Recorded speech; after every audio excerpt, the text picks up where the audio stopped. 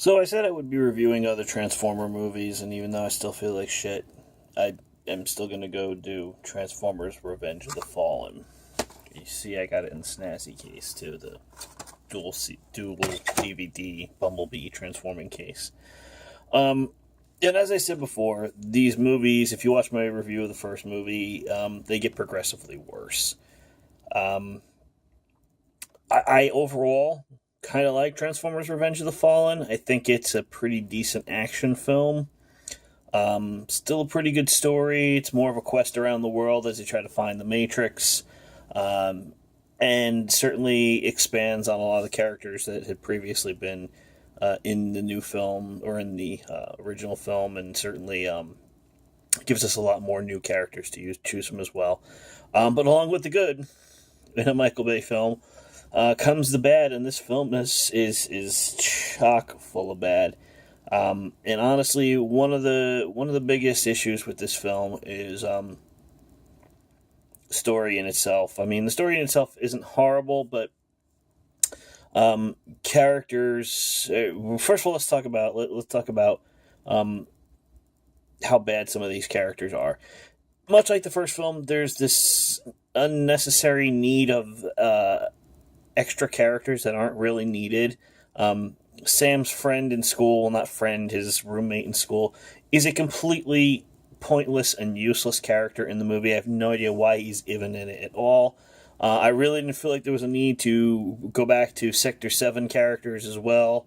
Um, but as they weren't nearly that bad. The Sector 7 characters that they have in there, Seymour, Agent Seymour, whatever you want to call them.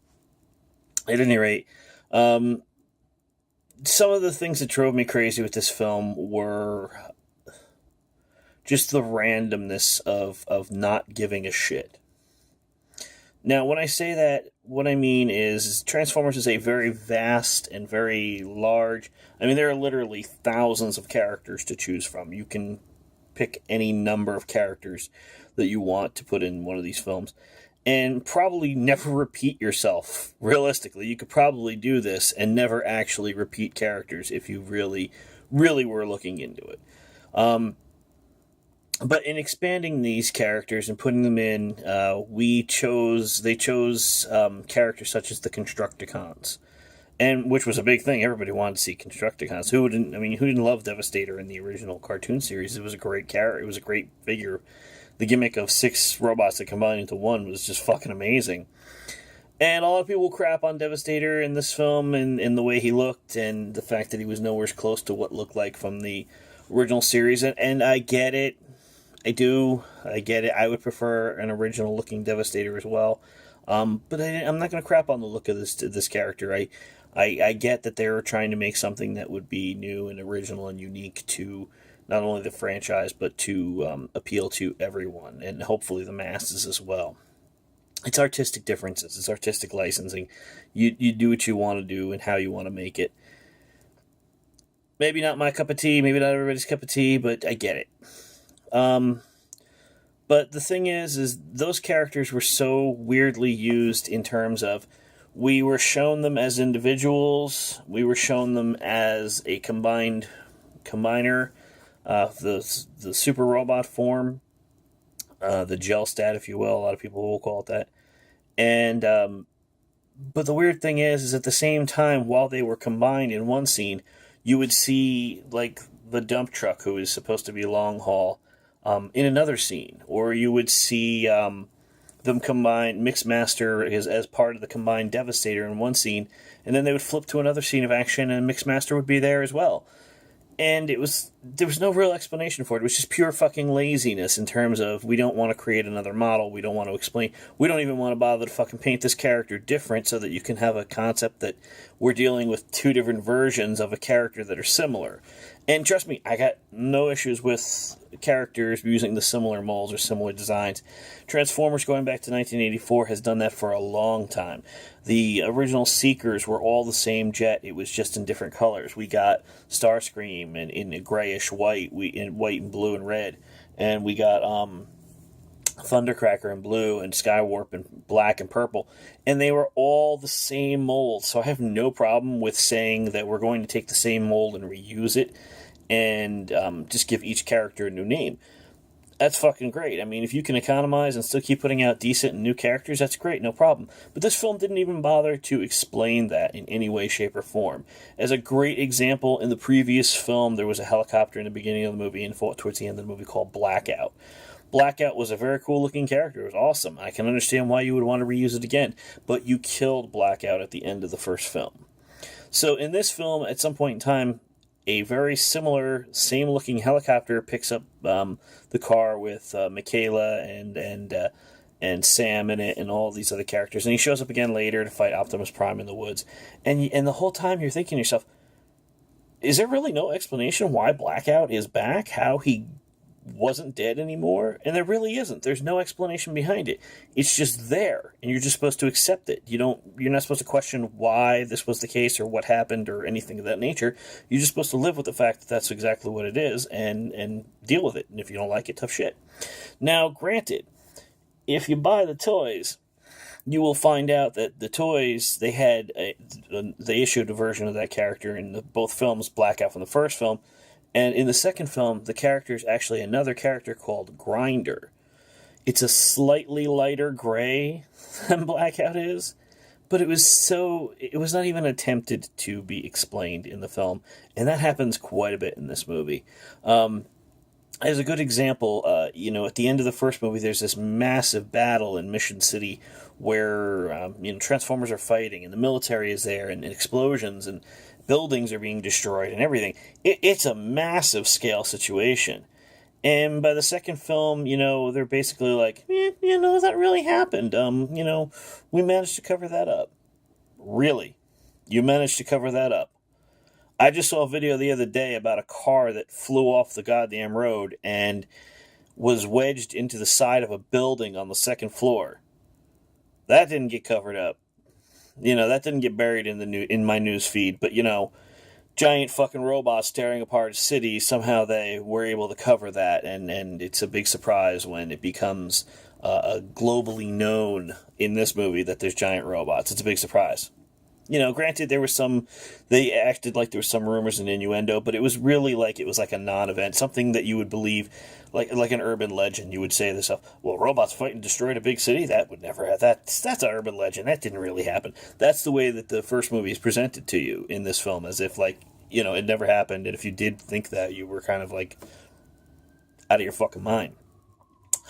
So we get a lot of characters like that who are just duplicated in the film because the producers and the makers of the film were just too fucking lazy to actually assign any actual story to the characters or any explanation as to why the characters are alive or why they're not alive or that they're different characters or anything of that nature as well. They just kind of just didn't fucking care, realistically. Now, the other thing with that, too, is we get a lot of Decepticon characters in there that are just literally generic robots. They're cannon fodder. Now, don't get me wrong, I kind of get it in a way, but, the Decepticon army is vast. Sure, there's going to be robots you don't really know or aren't really familiar with. And they're not going to take the time to explain every single fucking character in the background. I get that. Makes some sense. But we're talking so generic of a robot that they're essentially nothing more than legs, arms, a head, and a gun on a hand. They were complete throwaway characters. Ridiculousness. They shouldn't even been called Transformers. They're just robots. That's it. The humor. Michael Bay seemingly has a really, really weird, 12-year-old sense of humor. And don't get me wrong, I'm not saying that's wrong or bad. I laugh at some of these things too. But both movies, we are referring to robot genitalia in some form or another. In this case, Devastator's balls. Oh, aren't I clever? Aren't I risky? I made a joke about a robot's testicles. Wow, Michael Bay, that's actually really that's really fucking stupid. But we're also, for some bizarre reason, having this bizarre thought of, again, in the last film, while it made some sense, it was kind of funny that they made Agent Simmons strip down to his underwear, and it had Sector 7 on it. I don't know. I mean, it was kind of funny. Again, we have another scene where he strips down to his underwear, and you're like, I really didn't need to see this much of this guy's ass. I really didn't. It was really a little gratuitous and ridiculous, especially considering the fact that this is kind of a movie aimed at children. Now, don't get me wrong, I'm not saying it has to be 100% aimed at children. Adults should enjoy it too, but I don't really recall there being a massive clamoring for more man ass in the Transformer franchise. I don't know. There's a lot of weird spots on the internet. You seriously look, you can find pictures of people of fan art of people drawings of Starscream giving Megatron a blowjob. There's a lot of weird spots out there. Maybe there is and was a fan base somewhere clamoring for more man ass in Transformers. I don't know. I know I wasn't on any of those sites. That being said, it is what it is, and it ridiculous and silly and kind of stupid as well all at the same time.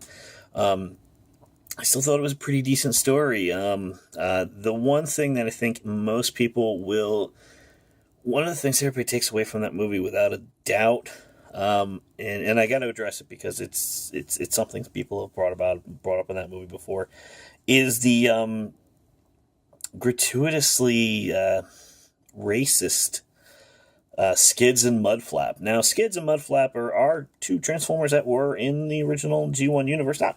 Most people don't know them. They're kind of like very, very obscure characters, to be honest with you. But they clearly were not like that. Now, I look at this as two ways. First of all, honestly, were Skids and Mudflap kind of racist? Yeah, they kind of were. They really acted very urban. They kind of came off as being really bad stereotypical black characters, which was really fucking offensive. I mean, I'm white and I was kind of offended by it. I can only imagine how black people felt about this while watching this film.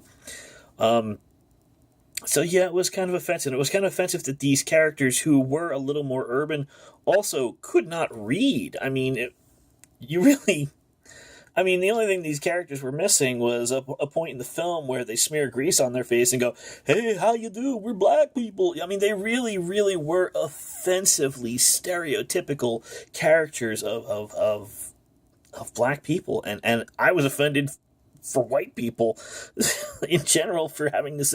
Like, I kind of sat down looking across from me in the theater going, Jesus Christ, man, I can't believe people aren't getting up and throwing shit at the screen at this portrayal of these characters, because they were really fucking ridiculously bad.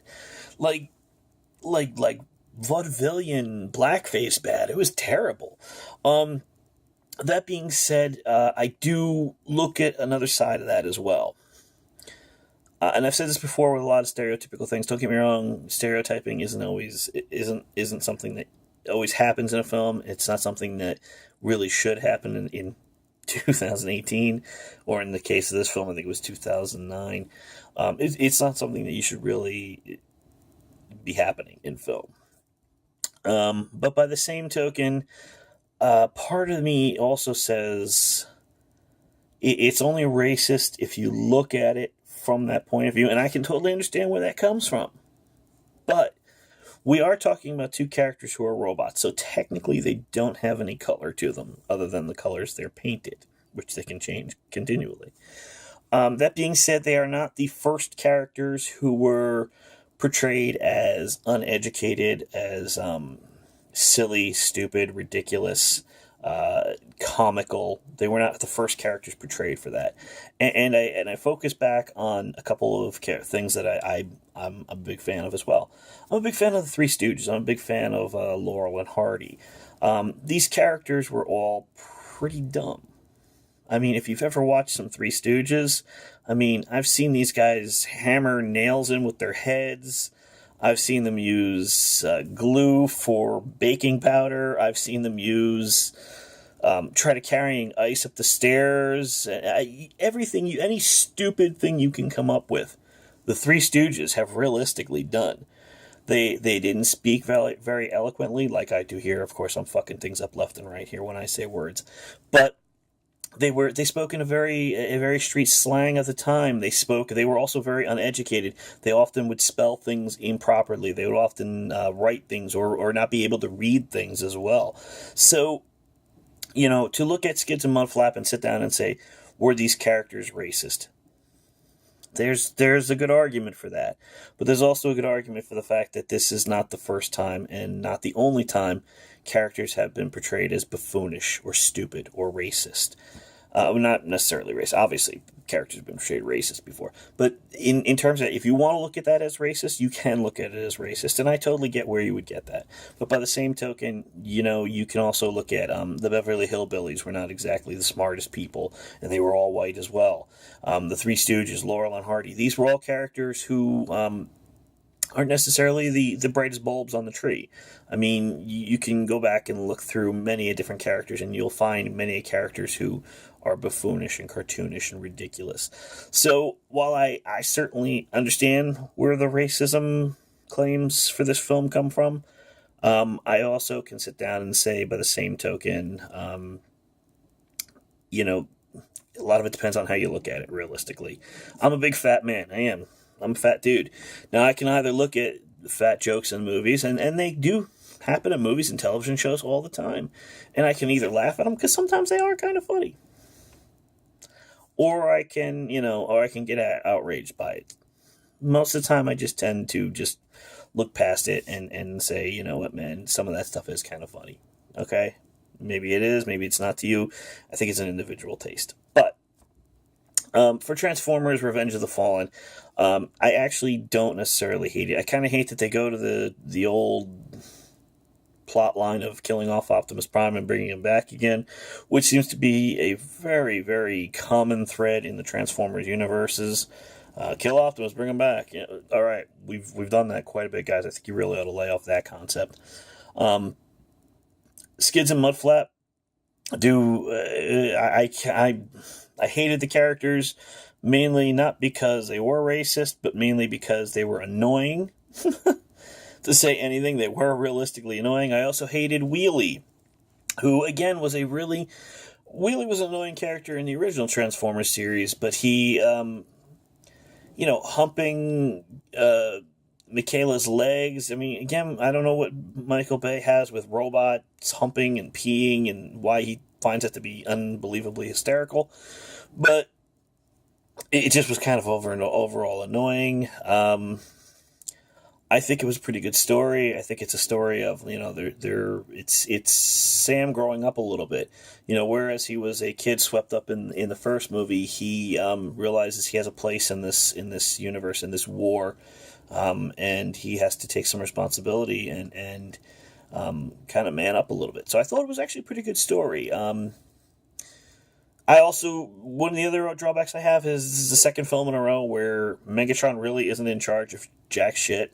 He really isn't. Actually, you'll find that through all these movies. We'll go through them all as we go along. But in the first movie, he's not in charge of anything until the fucking end of the movie. He shows up at the end of the movie, gets his ass kicked, and then he supposedly dies. It's brought back in this movie. And again, he's not in charge of anything. This time, the Fallen is in charge of everything. So Megatron is just basically, somebody else's bitch again. So who cares? I mean, Megatron is one of the most iconic characters in science fiction history now. But by these films, you wouldn't think he's much more than an errand boy because he really isn't in charge of anything in any of these movies. And the remaining movies will show you the same fucking thing happens as well with Megatron as a character. I'm still waiting for a point in time in these movies where Megatron actually is in charge because he hasn't been yet. So that being said, Transformers Revenge of the Fallen. I know fans fucking hated it. I know even Michael Bay kind of disowned it to a degree, saying it probably wasn't as good a movie as it could have been. Overall, I thought it was actually pretty decent, and I know that I'm in the minority of saying that. But I liked it. I did like it. I did enjoy it for the most part. By the way, talk about ridiculousness. We also have a point where a Transformer farts out a parachute. Again, Michael Bay, childish antics. They only get worse, trust me, throughout the whole film's series. I didn't hate it. I didn't hate it. I enjoy it from time to time. I like to pull it out and watch it from time to time. I think overall, as long as, again, much like the first movie, if you're willing to let go of a lot of the preconceptions that come along with being a Transformer fan for years, you'll probably enjoy a decent action-adventure movie.